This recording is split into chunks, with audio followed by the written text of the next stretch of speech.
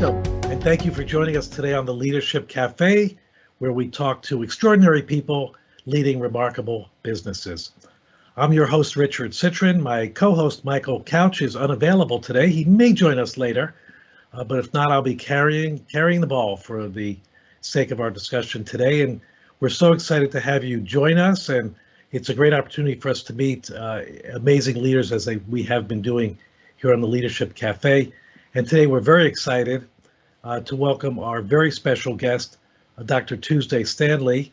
Dr. Stanley is president of Westmoreland Community College. Tuesday, thank you for joining us. We're so glad to have you here on the Leadership Café.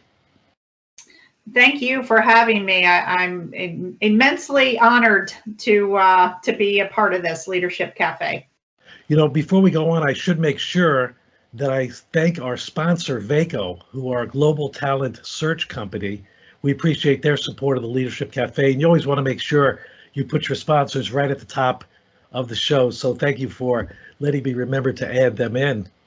As I was mentioning to you a few minutes ago, I think you're the first person from higher education that we've had joining us. And in terms of the challenges we've been facing during this pandemic, you guys have been on the front lines. Can you share with us a little bit about what the last 6 months have been, how the pandemic has impacted your community, and what you're seeing from your team and with your students as well? So when the state of Pennsylvania got the call to basically, shut down and begin to work remotely in March, in a matter of just a few days, the institution turned being primarily a in-person educational environment to being primarily a remote educational environment. Mm-hmm. So really grateful for the work we've been doing over the past 5 or 6 years in faculty training and development, on student engagement via the internet and remote learning. We've done a lot of work in that space, which really allowed us, and again, like 2 or 3 days, we converted and we were able to pick right up and continue the educational journey for students, and then also for employees. Have to say, you never really anticipate anything like this, but when put to the test, I feel like it was an extraordinary effort. So very, very proud of the team. So people really had to pivot on the fly without knowing very much where things would go. Tell us a little bit about the college as well, and how you said during the past 5 or 6 years, you've been there, what, 6 years now? I have. I started my 7th year on July 1st, and so we were able to get a Title III grant about 5 years ago, and the entire premise of that Title III grant, which is strengthening institutions, so was to measure the outcomes from online and remote or Zoom classes versus on ground. And so that's what we've been doing. And then we've had instructional designers that we've hired to help faculty build out those pieces that engage students in those various mediums. So, and you were doing that before the pandemic. We did. We about 5 years before this, we started that journey, and again, we have been measuring those outcomes. So, nothing really truly 100% prepares you for it, and yet we felt like at least we had done a significant amount of work in this space. And, from what we can ascertain from our students and our data, we actually did a great job in continuing to deliver on the promise and the outcomes that we have. That's how amazing that is. You could never, of course, as you said, predict it, but to have to be so well positioned really couldn't be any better. In terms of your career, in terms of your leadership development, your professional development as an educator, can you share a little bit about what have been some of the important factors that have contributed to preparing you for your position now as president? So again, it's kind of like having kids. For those of us that have kids, people tell you what it's like, and then you have them and you realize, okay, that didn't prepare me at all. So I kind of feel the same way, right? So, experience definitely matters.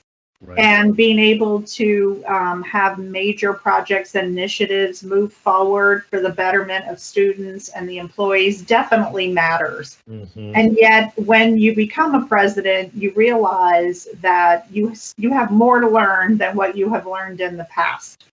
And I think I have just been really fortunate that people have taken a chance on me and given me work that I have been able to grow and make mistakes and learn from those, right? Because I think the best lessons that I've had are actually from the mistakes I've made. And I think another really good gift that people have given me is they've been truthful with me, even when it's been the hard discussions. Mm-hmm. So, you need to hear this Tuesday, even though it's not going to be pleasant, right? This is where you need to change and you need to grow and you need to listen to people over here and, take into consideration things you haven't thought of. And in the moment, it's cringeworthy and you think, I don't want to hear this. Uh-huh. But I feel, looking back over my career, that those are the things that have been pivotal moments. And my lowest points have when I have grown the most. And so, it doesn't, again, feel good, but I don't know if I would change any of that because it has made me better. Right, right. Now, that's not to say that we ever stop.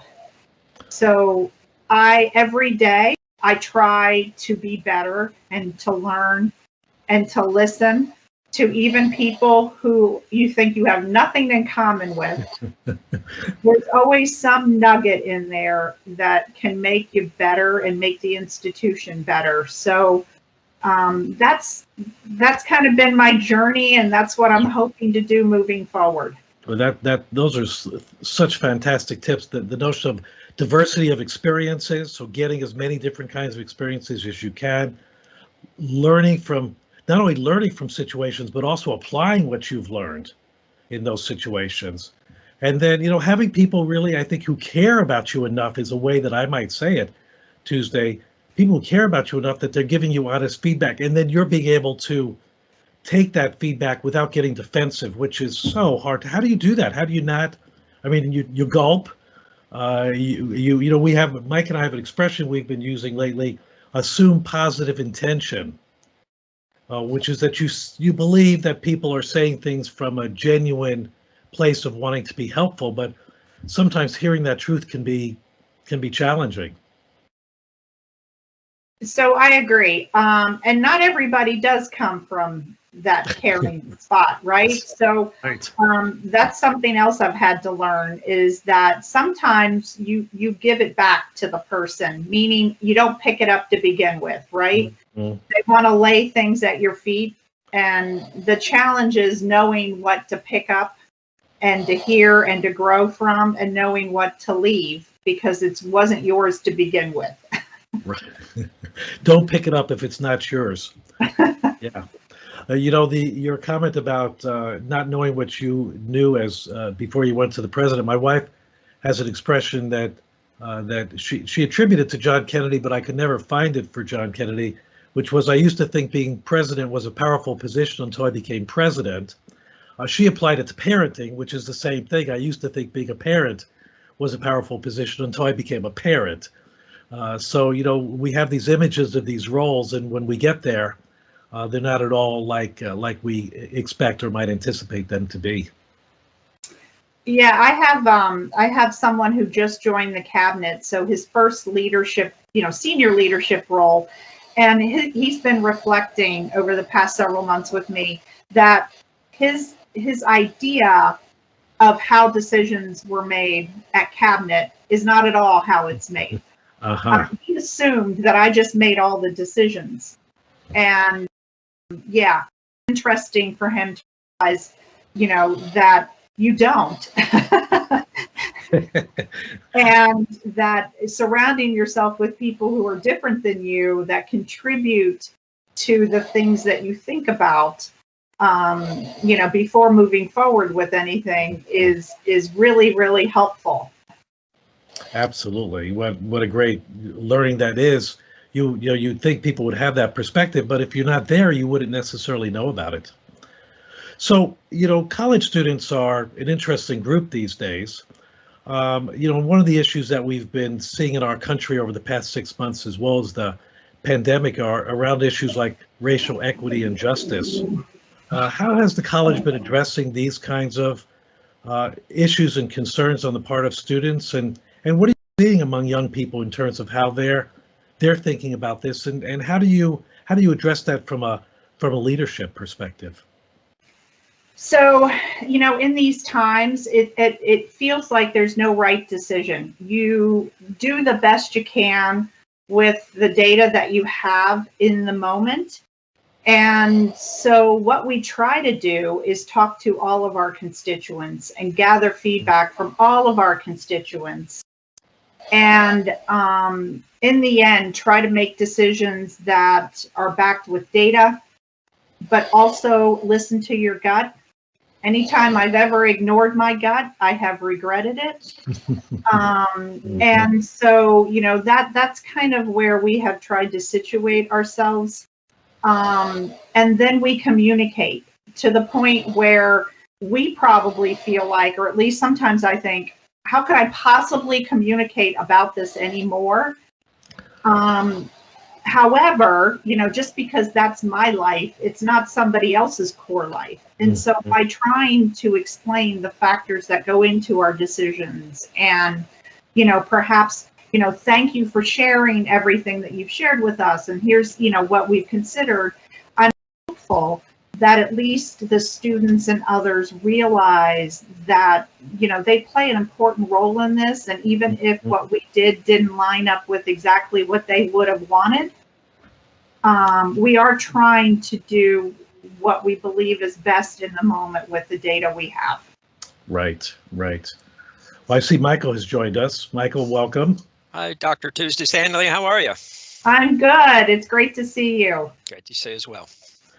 So, Tuesday, one of the things that we've had discussions with people about are about the working of remote teams and people working in remote environments. And certainly, again, education, as you pointed out, is kind of on the forefront of that. How has that been working for your employees? How's that? Are the students feeling that they're getting the kind of education that they're looking for, and are your teachers, faculty feeling as if they're able to make good enough connections with students? And is that how do you think that might change education? So I think that's a personal, reflection, right? So again, in talking to our faculty, staff, and students, it really does depend on the person. Some people, this is living their best life, right? They feel like they've connected with their professors have connected with them, our counselors and advisors have felt like they are making more meaningful connections. Wow. And then you have some people who think, I am doing as best as I can, and the faculty feel that way, the staff, the students, but we would prefer to be back in person. Sure. And so I think it just is the type of person you are and, where your comfortable spot is. Mm-hmm. But we have put a variety of things in place to try to enhance that engagement, to ensure that at least, again, we feel like we've used all the tools in our toolkit that we have at the moment. Yeah, right. So we've been pretty intentional with reaching out to students. If they don't show up to class, if they're not turning their cameras on, if they're not turning their work in, our student life and leadership team is continually reaching out to students. So, I think it's been interesting for me to see people kind of hit every end of that spectrum on where they're comfortable in the environment. Mm-hmm. Mm-hmm. Yeah, no, I apologize for jumping in late. So if you talked about this already, just throw a brick at me or something through the screen. But we know that you've the Westmoreland College, and you have done a lot of work with your leadership, developing your leadership team over the years, and making some significant changes in the school. Is there anything in that work, in that prep work, that you think really helped you address the current crisis that the team has to handle? Absolutely, and thanks to both of you, because you helped us with that work, and that was really invaluable.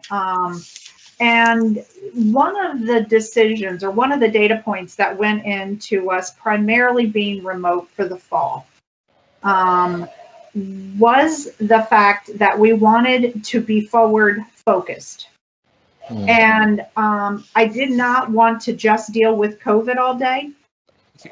I felt like when we emerge from these times, whatever that might look like, we would be behind where we needed to be as an institution. Oh. And we were focusing on the wrong things. We have a strategic plan, and it was super important that we focus on the strategic plan and moving the institution forward.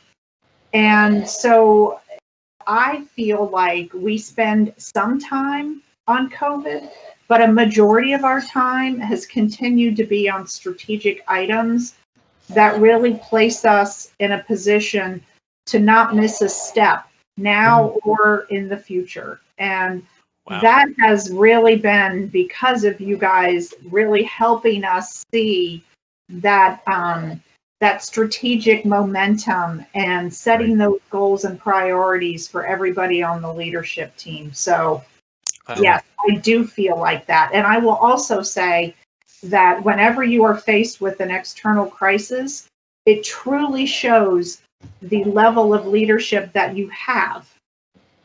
And I could not be more proud of our leadership team and their ability to rise to the occasion and be successful. So it's phenomenal.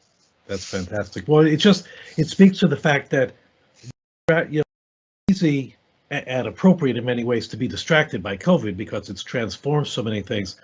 But there's the notion of the term of the through line, which is how do you continue on your path? And it sounds like that has been an important focus for you and the leadership team to continue to do that, and particularly with a community like the college, where students need a certain sense of stability, even in a rapidly changing environment. If there's something that they continue to do, which is their classes, whether it's in person or online, probably gives them a sense of, at least I can come here in front of my computer and do this, and that's going to create a little bit of calm in my life, which is really important. It is really important. I think we're trying to straddle the pragmatic and the optimistic. So, I like that. There are things that you just have to get done, right? They're the basics, and COVID happens to be one of them.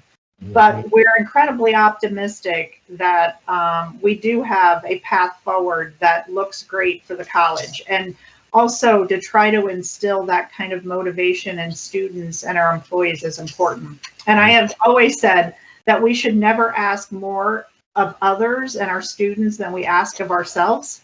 And that should drive us in how we're leading. Wow. Yeah, so what you've mentioned has come up several times in our discussions with, about 15 or 20 CEOs and presidents so far. And it's this point of perspective. That, the one thing we can do as the leaders is help others keep this in proper perspective. And one of our CEOs runs assisted living facilities, and the perspective that they gained from their 90-year-old residents was a point that he brought up, that, hey, I've been through World War II, I've done, et cetera, and we'll get through this. And so I think that point of perspective that you've mentioned seems to be very valuable. Keep perspective when times are tough. So great. So one of the questions we've been asking Tuesday is, most people are thinking about what the pandemic has done to them. But we've been asking about what the pandemic has done for you. Any ideas about that? So you're Right. So, I don't want to minimize the impact that the pandemic has had on individual people. Real people have lost their lives, right? And so that is never to be minimized or overlooked. And yet we do have to have optimism. And I feel like we have become a stronger, better institution because of this. And again, it's those external pressures that are sometimes a gift. And saying, you have no choice but to change. And when you're at that fork in the road, right, do you want to continue to go down the same path, or do you want to choose a different path where, you might be better, stronger, and what have you? And so for us, we obviously want to remain true to who we are, right? Providing a strong educational experience, getting people into the workforce, getting them to transfer to another institution.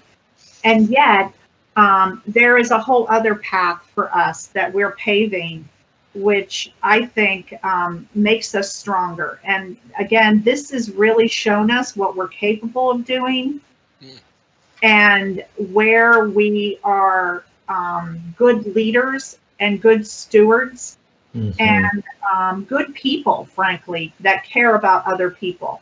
And again, I am really proud of the fact that I am a part of the Westmoreland County Community College community, because it is great, and we knew it, and we have been tested, and we have thrived. Wow. Great to hear. We know a little bit about it, and congratulations to you for your great leadership in bringing the college and really the community to that perspective that you have. That's a tremendous accomplishment. Yes, very, very, very cool to hear, and I like that.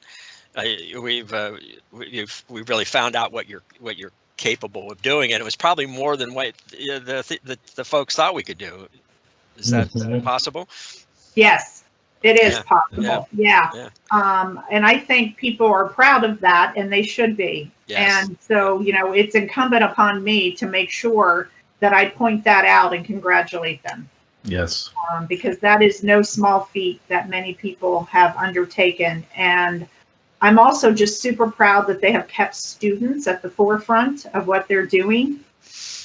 And to me, that's the core of why we're in business. And so, yeah, just real proud. And yeah, it's shown the resilience. And I know you've written a book about it. So.